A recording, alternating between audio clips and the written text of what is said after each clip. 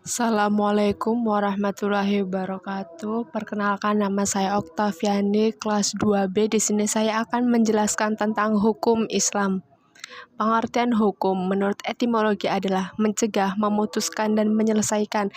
Terminologi ushul fiqh, hukum ialah titah Allah Subhanahu wa Ta'ala yang berkaitan dengan perbuatan mukallaf, baik dalam bentuk iktidah, takdir, atau dalam bentuk walde, ketentuan yang ditetapkan.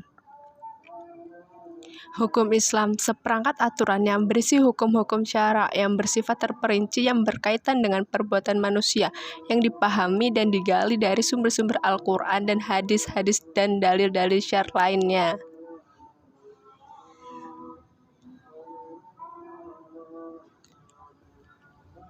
Sumber hukum Islam dan dalil hukum Islam secara sederhana dapat dijelaskan perbedaan antara keduanya, yaitu sumber hukum Islam adalah dasar utama dan asli yang melahirkan hukum Islam, yaitu Al-Quran dan Sunnah. Sedangkan dalil hukum Islam adalah cara-cara yang ditempuh melalui ijtihad untuk menemukan hukum Islam. Sumber mengandung arti sesuatu yang menjadi dasar lahirnya sesuatu, sedangkan dalil mengandung arti sesuatu yang menjadi petunjuk dan menghantarkan orang untuk menemukan sesuatu. Dalam konteks dalil terdapat upaya istijad untuk menemukan sesuatu. Oleh karena itu, yang disebut dengan sumber hukum Islam hanya ada dua, Al-Quran dan hadis.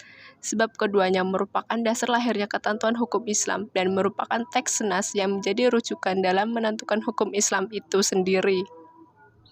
Ruang lingkup hukum Islam itu yang pertama ada ibadah, merupakan peraturan-peraturan yang mengatur hubungan manusia dengan Allah. Yang kedua muamalah, yang ketiga jenayah, yang keempat siyasah, dan yang kelima akhlak.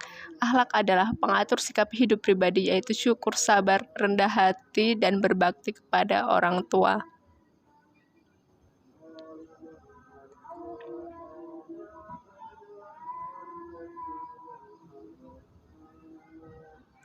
Tujuan hukum Islam. Tujuan hukum Islam secara umum adalah untuk mencegah kerusakan pada manusia dan mendatangkan kemaslahatan, mengarahkan pada kebenaran untuk mencapai kebahagiaan hidup di dunia dan di akhirat.